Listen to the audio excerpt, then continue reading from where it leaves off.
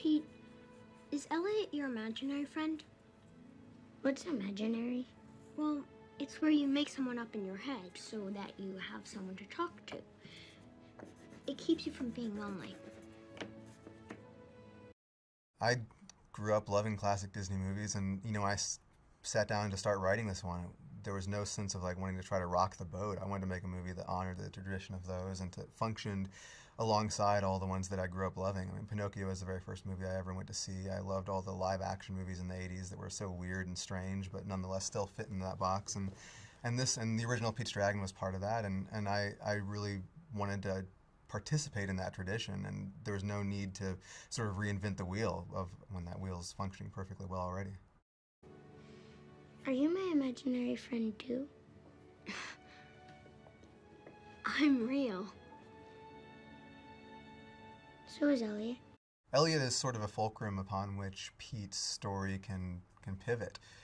He is a giant mythical beast, but he's not, and he's a character. He's a full-fledged character in the movie, but the movie is not telling his story. It's not about him searching for something. It's not about him, achieving something. He's there to allow Pete to figure out what he needs in the narrative sense.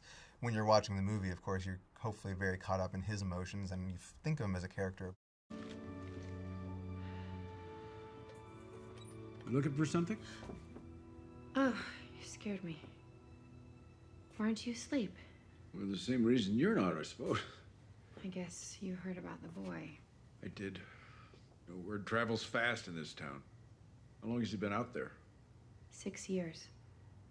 6 years? Nobody can survive in that forest for 6 years. When we wrote the script, we just arbitrarily made the character a redhead.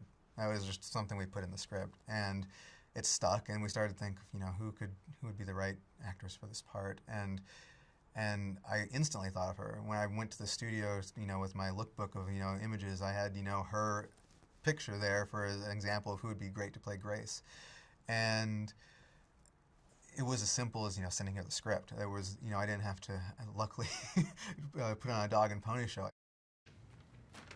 He says he wasn't alone. He drew this?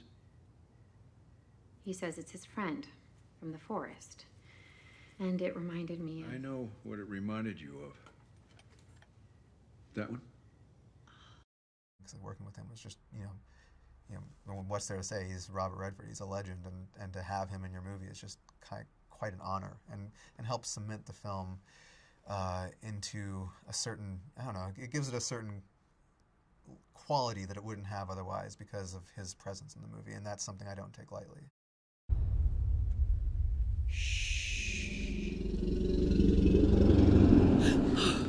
That's a dragon.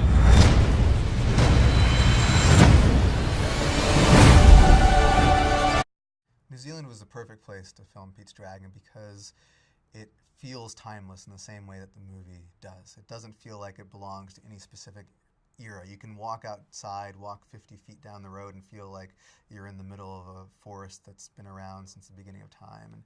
And we wanted to tap into that. We wanted to utilize that. The movie takes place in a rural town, in a rural community, and it is, nature is a big part of it. We wanted the movie to function hand in hand with the natural environments around it, and there were no better environments that we found than those that were available to us in New Zealand. I loved Tapanui in the South Island. I think that was my favorite. I loved going to that little town, and I loved the way the town welcomed us and the way we became, it almost felt like honorary citizens for the month that we were there. Everything about that part of the country was just beautiful. I loved being out there just in the middle of nowhere, it seemed. And it was beautiful. It felt epic. It felt lost in time, and I just loved, living there. I loved being part of that town and shooting it and utilizing everything that town had to offer.